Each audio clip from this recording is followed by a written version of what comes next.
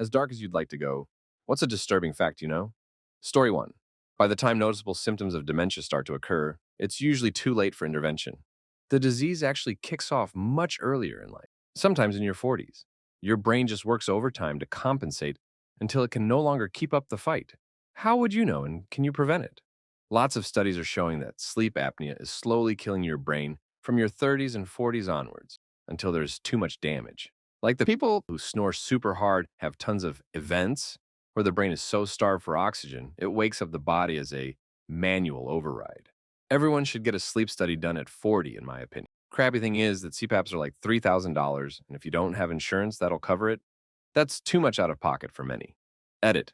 $3,000 is what was charged to my insurance. Seems that's excessive, but I didn't pay a dime. Good to know there are so many options. Story 2. Been doing research into Hollywood, movie accidents or deaths. Here's one that disturbed me and made me pretty sad.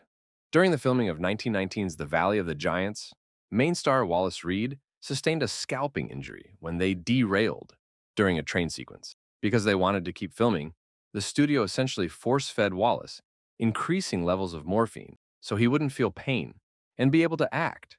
This led to Wallace developing a morphine addiction that stayed with him for nearly 3 years. Despite attempts at rehab, he would remain in this addicted state until he died in 1923. He became the first American actor or celebrity to die due to a drug addiction, from what I've read so far. Story 3. Candace Newmaker. Long story short, she was a 10-year-old girl who was adopted by a woman who then wanted to correct some of her behavior by going to an unlicensed therapist for attachment therapy, which led to her death. They stuffed her in sheets, pillows, and heavy blankets to simulate the womb for her to come out and be rebirthed to her adoptive mother.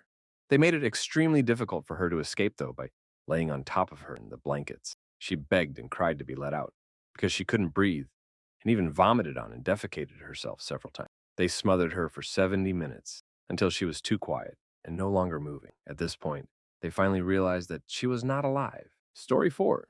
There's an even better chance that your body will be parceled out, frozen, and used whenever they need some elbows, hands, heads, etc. for whatever technique they're training on or product they are testing out that day. At least if we're talking med school. Med product companies come to the surgery center all the time like, we'll need 6 female torsos, please. Then they're mad and want a discount because one had a hysterectomy. Heads in hotel ballrooms. It's late to look for a link, but it's a shady industry. Story 5. You can die from high levels of carbon monoxide poisoning without noticing any symptoms. Since the human body has no way of detecting CO levels, you will just suddenly pass out. CO is colorless, odorless, and tasteless. If you are lucky, you might feel a little dizzy or lightheaded right before going out, but you will probably just have seconds to do something about it. This is why a CO detector is extremely important in places where CO is used. Hemoglobin, the protein in your blood that picks up oxygen, binds to carbon monoxide about 240 times more strongly than it binds to oxygen. This effectively reduces the amount of oxygen that reaches bodily tissues, which can lead to oxygen deprivation. Edit.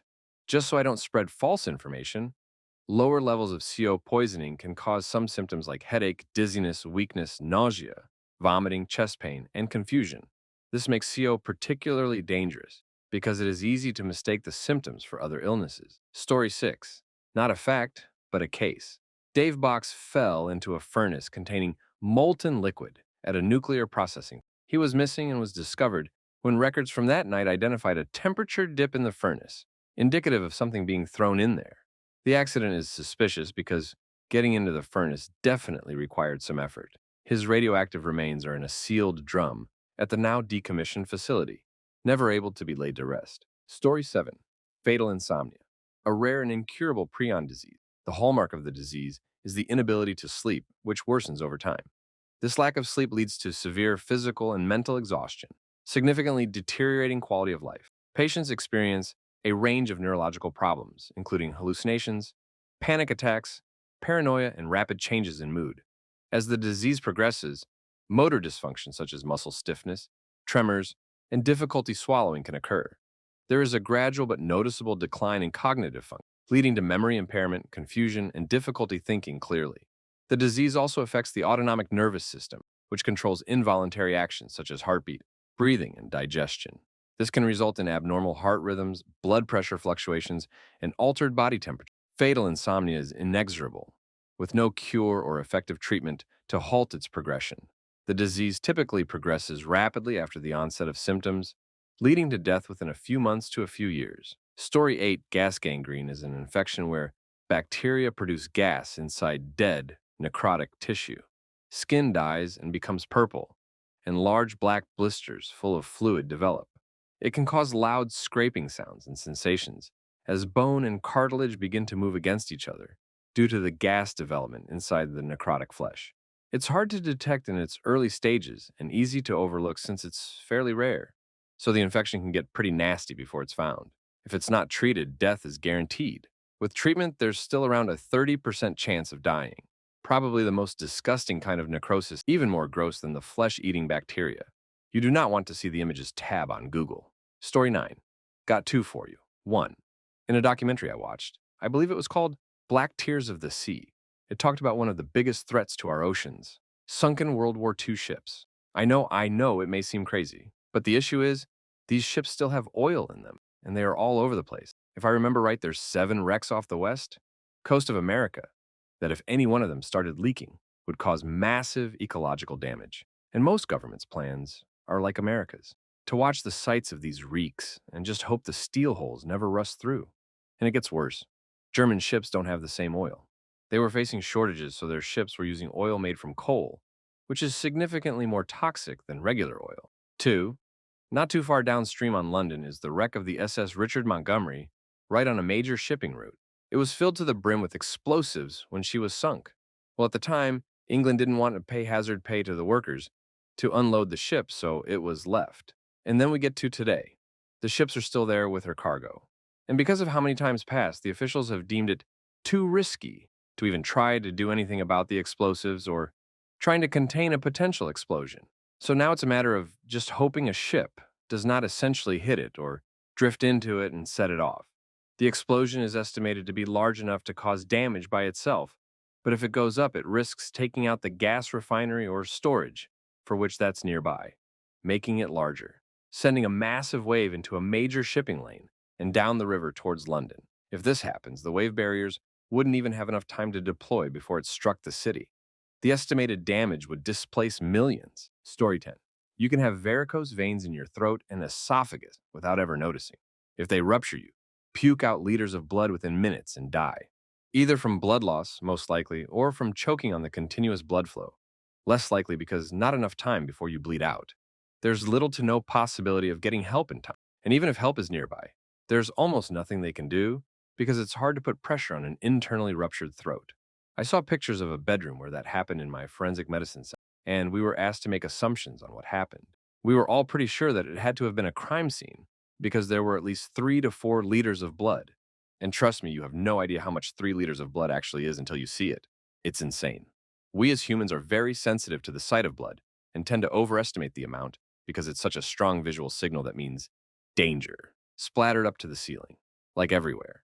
But in reality, it was just a poor guy sleeping, and then his throat literally exploded, and there was so much pressure behind it that it reached the ceiling. Awful way to go. Story 11. The witch trials in Europe were never supposed to happen. The church believed that nobody, Satan, demons, witches, nothing and nobody had power but God himself, and that anyone who had power were either working for him knowingly or unknowingly, or were custodians. But then one guy in the church really hated this other guy. I can't remember why. I think he was jealous of him for several reasons or something. Anyway, he wrote a book calling this guy a witch. The church said, no, he isn't. Witches aren't even real. And also, that's heresy. So this guy convinced a huge number of people into believing that witches exist and that this random guy he hates was one. After that, countless people died everywhere. The witch trials, contrary to popular belief, also weren't only for women. Things got so bad that mass famine happened because the farmers were dying off like flies. The population dropped off so fast that the church even eventually had to clean this mess up that UT had been avoiding for years, or else society was going to collapse. And thus, we learned that no, witches still do not exist. So as bad as the witch trials in Europe were, they were way worse than you probably thought they were. No, it was not because of misogyny, nor was it a purely religious thing either. The whole thing happened because this one guy hated another guy and needed to make up a reason why he should be killed. thus stoking panic, fear, and suspicion to fuel public paranoia, resulting in countless thousands of deaths, all because he was jealous of another guy. Story 12. As a psych student, I hear about lots of messed up studies. The one I hate the most is the Tuskegee syphilis experiment. Basically, Alabama psychologists in the 1930s gathered about 600 African American men. Approximately 400 of them had latent syphilis, and 200 of them didn't. They were healthy. All participants were lied to about the nature of the experiment, and they were told that they would get free health care from the government. The real goal of the experiment was to learn how syphilis progresses in untreated individuals, even though treatment, penicillin, was available to them. Participants weren't informed about it. These patients were subject to torturous medical research without their consent, and many patients began suffering from blindness, neurological disorders, cardiovascular damage, and some participants unknowingly passed the disease to their spouses and children. 30 men died before the termination of the experiment, and an additional 100 men died from complications after the fact. The experiment continued for exactly 40 years, but was stopped when journalists found out what exactly was happening. This is what directly led to the creation of research ethics boards. Story 13. Your retina isn't really fixed. It's kept in place by osmotic pressure, and if anything disturbs it, the retina can and will detach from the back of the eye. Source.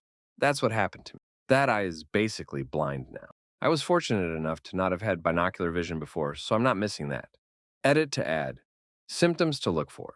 If you see way more floaters than normal, it might be a piece of retina swimming in front of retina that still works. Or if there are blind areas, in my case, at the top and bottom, it might be that the retina has just left and can't see anything anymore. No, there's no pain. If you have retinal detachment, you're an emergency and won't have to wait before a doctor sees you. The nerve cells don't get enough oxygen detached, so waiting is a really bad idea. Story 14. Macroeconomics courses teach that 2% inflation rate is healthy. This rate is due to absolute defaulted loan interest recovery, assuming a corporation can make back its money by no other way than consumer spending, calculated by subtracting the average life expectancy from the minimum age of contract consideration and dividing it by 100%. This means that economic equilibrium, or break even, can be met by healthy inflation and no loans ever repaid. Macroeconomics also teaches the need for surplus. The USA currently sits on a 30-year surplus, meaning that no taxes and no new bonds would need to be collected or paid for 29 years to still operate on a national surplus. Now, look at the average worker within the US. More than 50% of the workforce is in managerial or office-related work, and more than 70% of production are services, not products, meaning that the average dollar made by employees is not needed for survival. Now, the darkest factor. Assuming no change in yearly temperature increase due to carbon emissions self-sustaining, and assuming the human race uses its rate of technological advancement to maximize land usage for optimal food production and economic production, breathable oxygen will run out within 200 to 800 years. To sum up, we are working jobs we don't need to pay for bills that don't economically matter to sustain a system that will not only not meet our needs, but cause our extinction. And we deserve it after yearly increasing the background extinction rate by over 100-fold. Good night, monsters. Story 15. A human head stays conscious for up to 15 to 30 seconds after being decapitated. It is unknown whether the head is awake and aware during this period, meaning there is a non-zero chance that it is. Another thing is that snakes can live for a little while after being decapitated. I've seen videos of their body bumping into their severed head, and then the severed head reacting to the touch and biting the tail. If I'm taking anything away from both of those facts, it's that the conscious severed head of snakes are capable of feeling touch and pain, meaning if severed human heads are awake and aware for the 15-30-second duration, that they can probably also see, hear, and feel their head dropping to the ground, as well as the pain of being decapitated, all while being unable to move outside of blinking, moving mouth, and moving eyes, and unable to speak. Of course, none of this is known for sure, but it's a non-zero chance, and we have no way of finding out. Story 16. Our problems are of a global nature, and we aren't taking a global approach. Climate change, nuclear war, famine, pestilence, failed states, economic collapse, and uncontrolled migration are going to lead to a global catastrophe. I'm not anti-migration, but uncontrolled migration leads to conflicts and makes problems spread. Climate change is already happening and nothing is being done about it. In the past, we could survive the collapse of civilization in part of the world because it didn't affect the entire world. But now there is no escape. We're too close to each other, too interdependent, and there are too many of us. We can't go back to an agrarian economy, let alone a hunter-gatherer society. Our only hope is to find another planet to terraform, but that technology is too far away to think it will happen in time. And as for interstellar travel, that's a pipe dream, and even if it happened, we would never see the colonists again. The distances in space are just too big. Story 17. There is a type of fish in the Amazon that drinks primarily blood. In order to do this, it swims up to other fish, hooks onto their gills with some specialized spines, and after drinking its fill detaches. All well and good, right? Well, as it turns out, these fish are attracted to warm water currents, like urine. So if you piss in the river, these fish start swimming against the warm current towards the source, your urethra. I mentioned these things are covered in spines, right? The lovely, lovely thing about them is that they can get in quite easily, and then their spines expand. It is apparently one of the most agonizing sensations that it is possible to experience. The fish are almost impossible to remove, and victims usually die of massive blood loss. Men might be lucky and get away with having their private parts cut off. Women do not have that option. There are other nasty animals as well, but that's one gruesome fact I know. Story 18. Being bad is human nature. Thus, no matter if there are good people in this, that means there will always be bad people that want to hurt you. That's something that will never, ever change. This means true peace cannot ever exist. The closest we probably get to true peace is probably through tyranny. And if we lead a democracy, we'd have probably a mostly peacetime. But there'd probably still be shady business done behind the scenes, with people willing to hurt others to get what they want. There are no inherently good or bad people. They just act in what they believe is the best interest of them and what they hold dear. Knowing this, it's a lot easier to stomach some of the things people have done in the past. Knowing to them it was the best course of action they could think of to preserve what they loved. Our saving grace is how individuals define what they love. Some may only define it as themselves, others may define it as more than themselves, a culture or nation or a group of people that they endeavor to advance. Everyone's a good guy in someone's eyes and a bad guy in someone else's. You just got to find those people who have more people in the good guy camp than in the bad guy camp and make sure they're the ones calling the shots. Story 19. Me, you, and every other living creature is dying. When you're dead, that's it. You are gone forever. Your memories are gone. Everything about you is gone.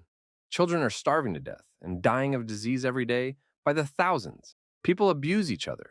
Animals suffer and die by our hands constantly by the millions. For every good thing that happens in your life, 10 bad things will happen.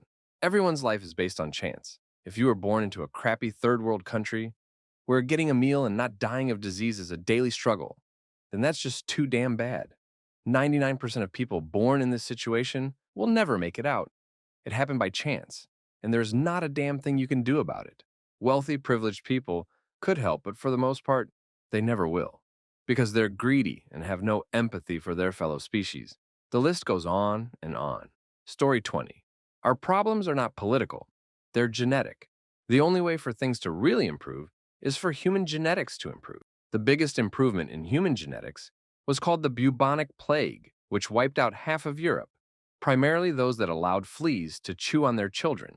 When those people failed to reproduce, we got the Renaissance. Now the gene pool is back on a toboggan to hell, and trying to tame defective people is like trying to have tigers in your Las Vegas magic show. You simply can't get people to behave long term in a way that they're not genetically suited to behave. Story 21. We are polluting the earth and warming it up to the point where society would most likely collapse, but politicians and CEOs of major companies are going out of their way not only to deny this, saying, "Scientists, you are corrupt," but to actively suppress anyone who may go against their plan. Not only would solutions be possible, but our Western celebrity culture is ensuring we don't give a crap about searching for a solution more than we should. And I'm not even mentioning the US states forbidding people from saying global warming in official discussion. Story 22. Climate change will lead to the end of humanity and possibly the extinction of most species on the planet. Currently, the best case projections put us over 1.5 Celsius change in the next 100 years. This is a faster change in global temperature than has ever happened before. All previous major global temperature changes resulted in a mass extinction. The scary part is, We are rapidly approaching the point of no return in which the positive feedback loops of climate change will cause more emissions and more warming. For example, if the world warms too much, the rainforests will be displaced from their current locations as the mid-latitudes become warmer. This will cause a massive die-off and a huge amount of organic decay. This will then in turn release massive amounts of CO2 and CH4 that will exacerbate climate change. I have been studying climate change and tracking humanity's progress for the last 7 years, and it has only gotten worse. We are screwed, and like real soon.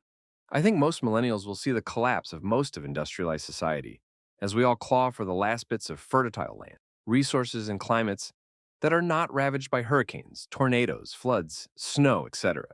It bothers me every day that I can barely drive a car or eat red meat without thinking of the implications for the future. Story 23. It's pretty miraculous you are even here, right now, at this moment in history. You could have been born in the Middle Ages where you would have had to be a peasant or a slave to someone.